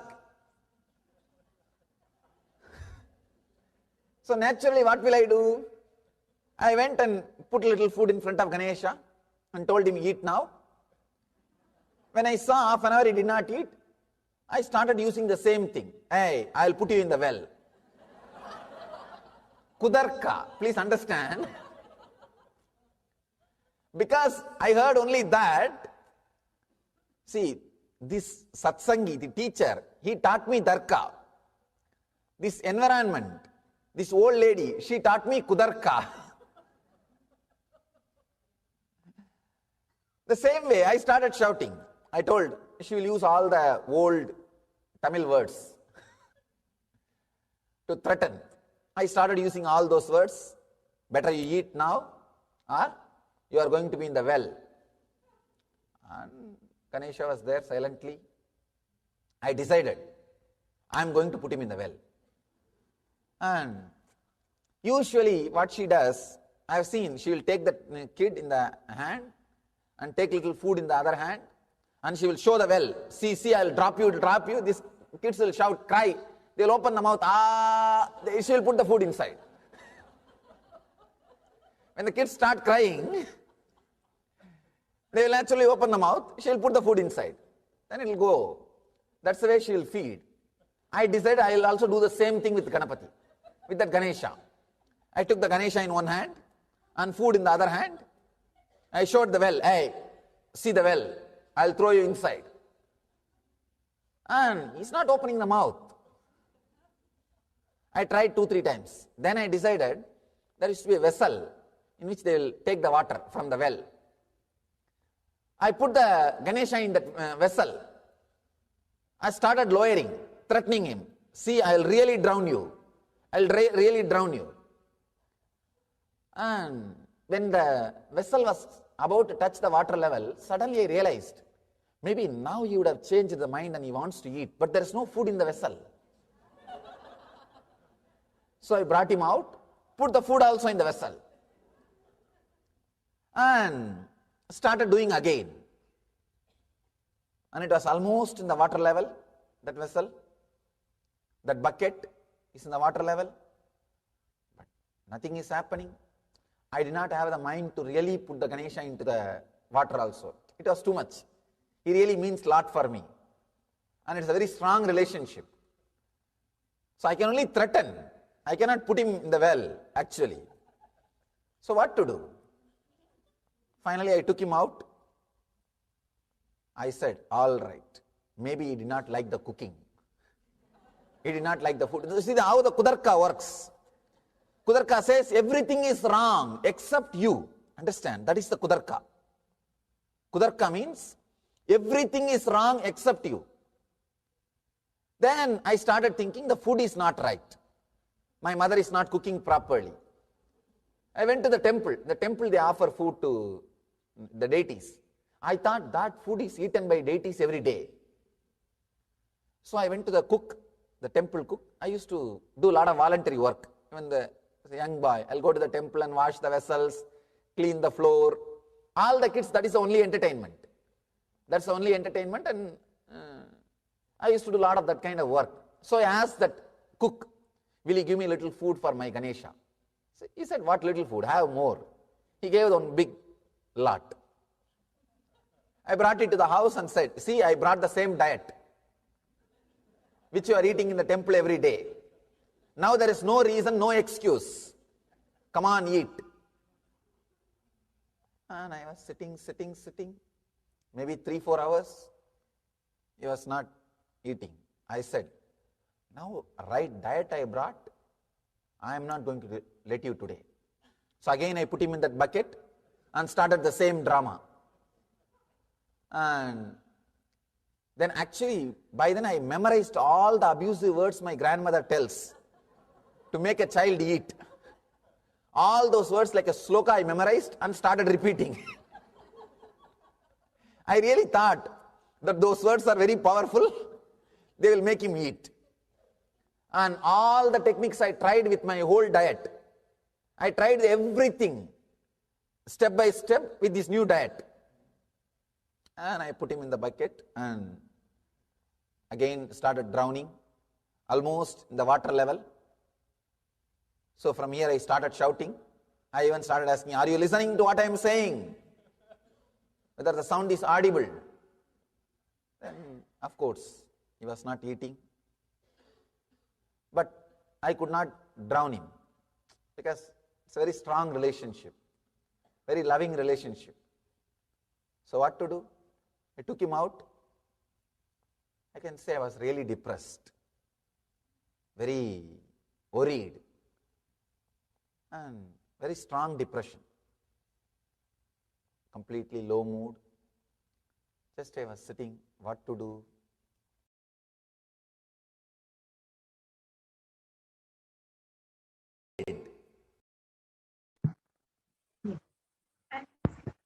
Kutarka is constantly negating. Somebody asked, in the words of Swamiji himself, somebody asked me, Swamiji, why in our graveyard tombstone we put the date of birth and date of death?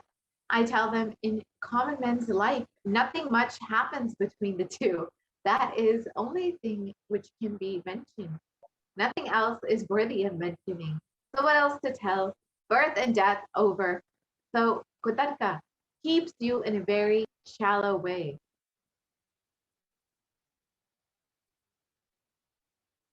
Let us now enter into an internal analyzing exercise.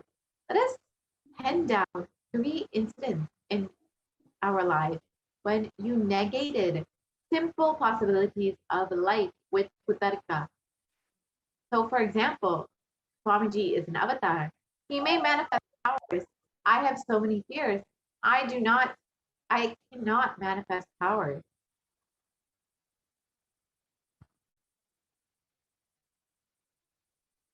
So let us take a few moments to go ahead and pen this down. We will spend just 10 minutes penning down the internalizing exercise. So the 3 incidents in your life when you negated simple possibilities. So we'll just spend a few moments to do this.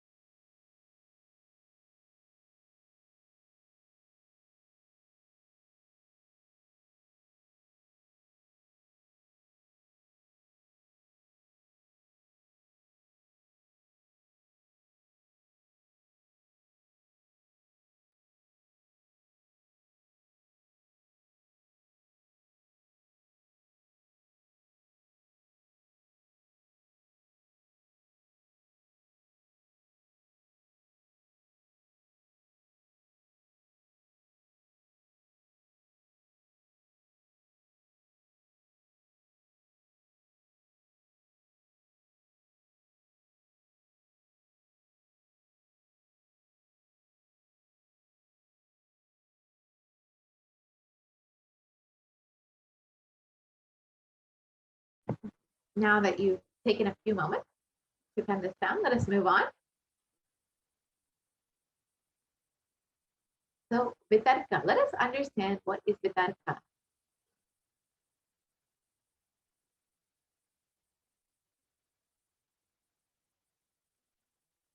We'll understand in the words of the Supreme Concept of Hinduism himself.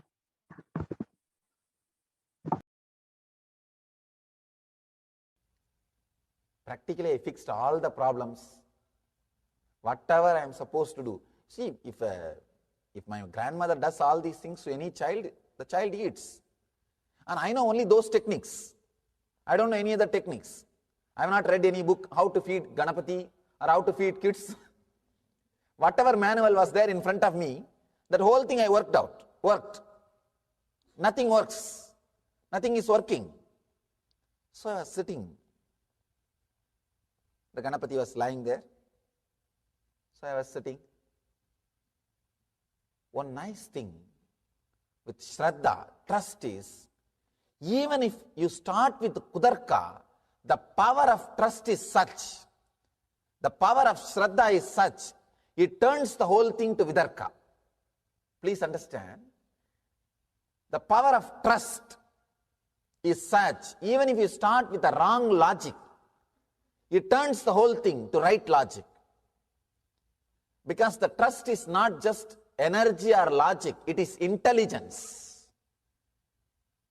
Intelligence with logical energy. Darka is logic, Kudarka is negative logic, and Vitarka is trust with positive energy and logic. The Shraddha is so powerful. Suddenly something clicked in me. Oh God, I can say this was one of the powerful click happened in my life. Very strong click. I realized that Nambiyandar Nambi, that saint who made Ganesha to eat, that saint tortured himself, not Ganesha.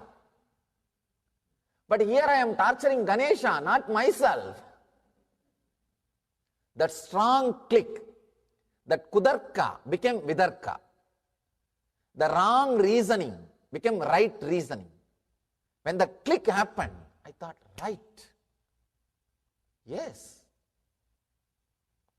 Nambiyandar Nambi found fault with himself when Ganesha did not eat.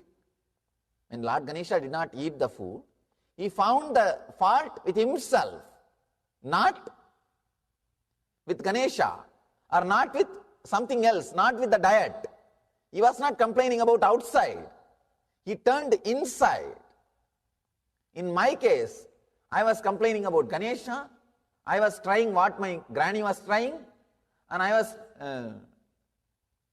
talking about the diet, and I was thinking that my mother is not cooking properly, and I was thinking everything outward. I was doing kudarka. I was finding fault with everything external. Suddenly I realized, yes, I have to turn and look in. Look in. The problem must be within me. Let me work. That vitarka, click has happened. The right reasoning, that click has happened. Please understand. It was a very strong click. Yes. With Nambiyandar Nambi, he did tapas. But in my case, I am torturing Ganesha. Let me do tapas. When the click happened, see, a strong Shraddha is already there. Shraddha is like a loaded gun. When that right Vidarka happens with Shraddha, it's like a triggering the gun. Without Shraddha, without that strong trust, the Kudarka can never become Vidarka. The wrong reasoning can never become right reasoning. With Shraddha, when the right reasoning happens, trigger was pulled. Just the trigger was pulled. The loaded gun. Trust is like a loaded gun. And when right reasoning happens, Vidarka happens, it's triggered. The trigger is pulled. Understand? Suddenly the click happened. Yes. It's time. I look inside. I turn inside and change something in me. Then I decided, now I am not going to eat till Ganesha eats. It's a strong will. Even in those days I used to be very strong. Strong will.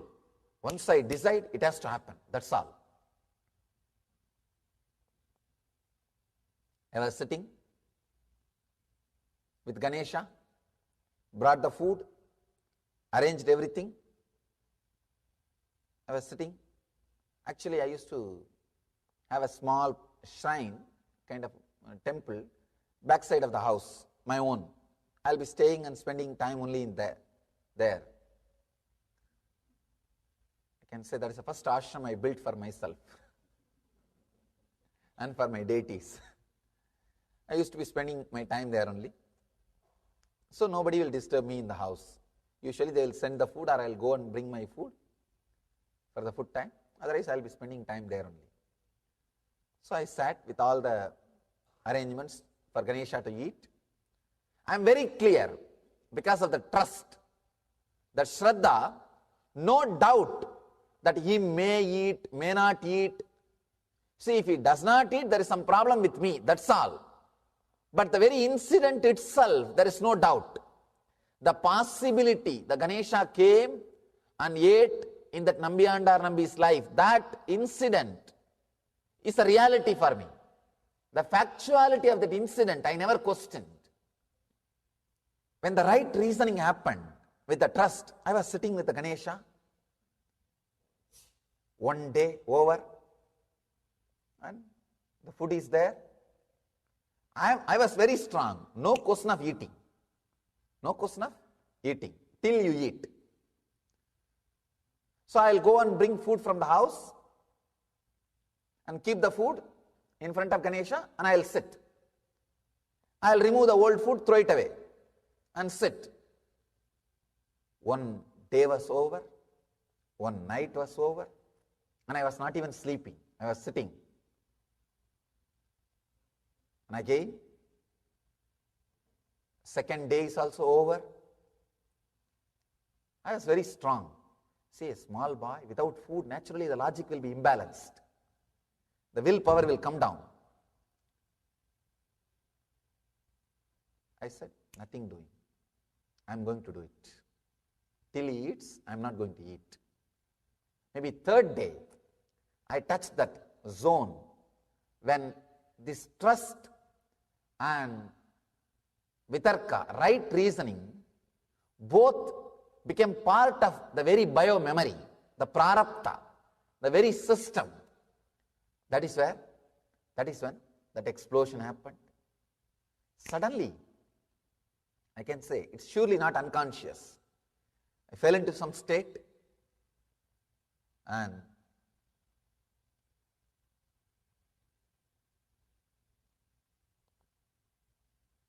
I saw very clearly Ganesha sitting in front of me and eating. If it hurts your kudarka, I am sorry. Again, but I have to tell you the truth. When I opened my eyes and saw, I promise there was no food. The food disappeared.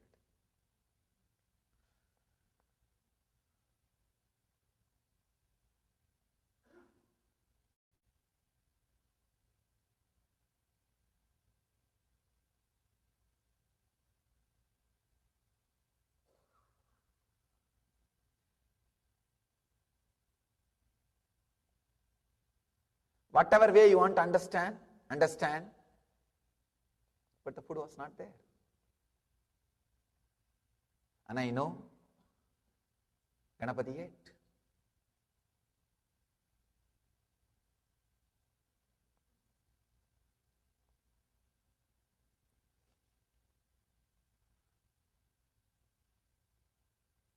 Maybe people with kudarka can tell. Who knows, when you were closing eyes, some rat would have come and ate. Whether Ganesha ate, his mouse ate, let the Kudarkis decide. Kudarkis think about that. I don't know about that. But I know for sure Ganesha ate. Because, see, when he eats, he gives you some prasada. Means he gives you some benefits, the boons, a strong trust, an extraordinary ecstasy. Those are the prasadas, gifts, boon from the Lord. I have received that prasada. It means I know, yes, he ate. I have had that prasada. I had that experience in me. So I know he ate. Even though very difficult, see, when you read the story in some Purana, some master's life, you can relate because he's not there physically in front of you. But here I am sitting, alive, and I am telling this story. It looks too much. It feels too much. But what to do? When an enlightened person happens in the body, he brings all the great truths to life. He brings everything back to life. Sometimes people ask me, why did you do so many tapas, so much of spiritual practices, Swamiji? Like this puja, this feeding Ganesha. Why you need to do all these things? You are after all born enlightened. You could have expressed your enlightenment directly. I said, no. Expressing enlightenment is one thing. Bringing all these truths back to life through every incident, through every ritual, through every technique, is the purpose of an enlightened being landing in the body. Even though it looks little strong, understand what I said is honest truth. It's honest.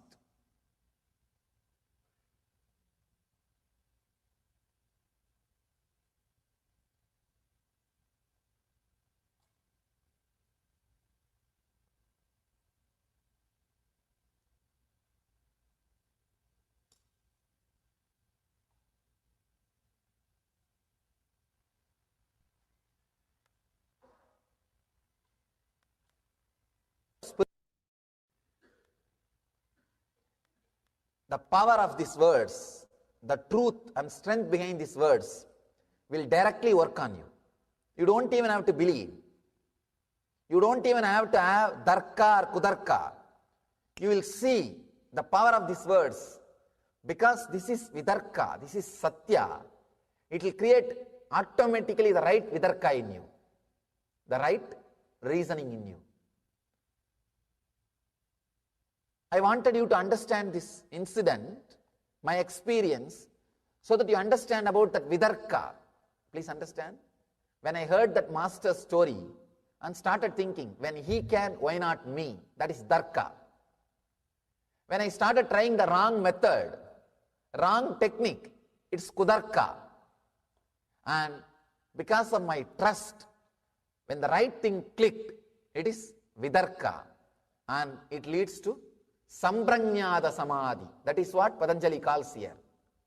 The Vidarka leads to Samprajnata Samadhi, means Samadhi with the experience of a form. What I had is a Samprajnata Samadhi with Ganesha. When he came out and started eating, that's called Samprajnata Samadhi. One level of Samadhi. It's like a experience, spiritual experience with the form of the God, with the form of the deity, with the form of the existence. All the enlightened masters' forms are the expressions of the existence. If you have samadhi experience with that, means all other thoughts have disappeared. Only your master's form is there in front of you. You are having samprajnata samadhi. Sometime, even while you are working, I have seen many of our devotees come and tell me, Swamiji, morning whole day, I was cooking, washing and doing all my work. But as an undercurrent, constantly your memory was there inside, Swamiji. It was so sweet. I was just filled with you. I don't know. I was not able to forget you. This is what we call in Sanskrit, Leela Dhyana. Constantly being in the meditation of a divine Leelas. When the Leela Dhyana gets matured, you enter into Samprajnata Samadhi. That's what was happening with me in the Ganesha's thing. Whole day I'll be playing with Ganesha as if I was living with him. I was literally living with him. Whole day, whatever I do will be centered on the Ganesha. Morning, if I get up, I'll make him get up. And before I drink, I'll give water to him. After I brush the teeth, I'll have a small stick to brush his teeth. And after I take bath, I'll give bath to him. Once I put on the cloth, I'll put clothes for him. Once I apply that holy ash, I'll put the holy ash on him and sandal on him. I lived with him. Leela Dhyana was happening. Leela Dhyana, meditating on or strongly feeling connected, starts building up the right reasoning, vitarka, in your life.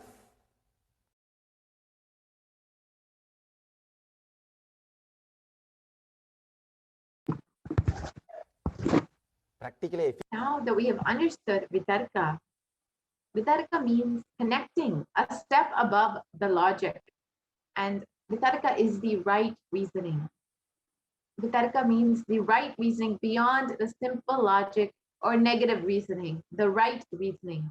The way in which you think, the way in which thoughts are created in your system, if it leads you to the peak potential or the experience for which you are hardwired You are having vitarka, which means the right reasoning.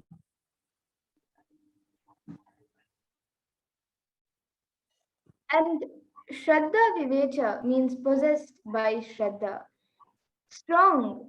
See, when you are possessed by Shraddha, you will not have Kutarka at all. And if this Vitarka is developed in your system, please understand that you have a channel open for you to create miracles in your life, and you are a superhuman.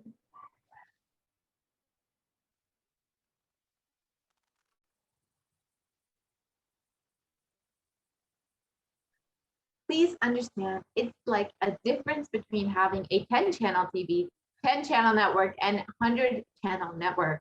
But somehow, see, if you developed with the right vitarka, you right logic, right reasoning that this form of a deity, if you connect to this deity, the Mother Nature works for you. You will connect with Mother Nature.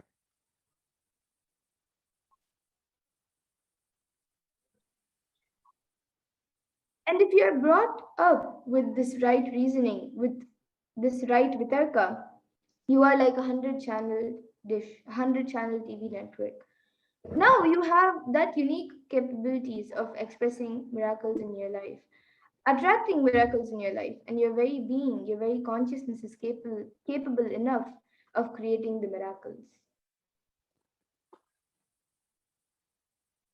The Indian civilization, the Vedic civilization, was brought up with that vitarka, the right reasoning, the greatest civilization. Otherwise, you cannot imagine millions of people spending hundreds of years building temples.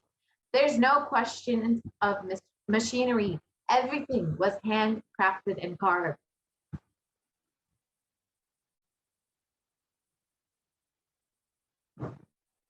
And because the whole civilization was built on right logic, which is vitarka, from a young age, the vitarka was taught and the right reasoning was taught. Because of the right reasoning, the vitarka, they were able to experience those gods, they were able to experience those truths, and they were able to experience those energies.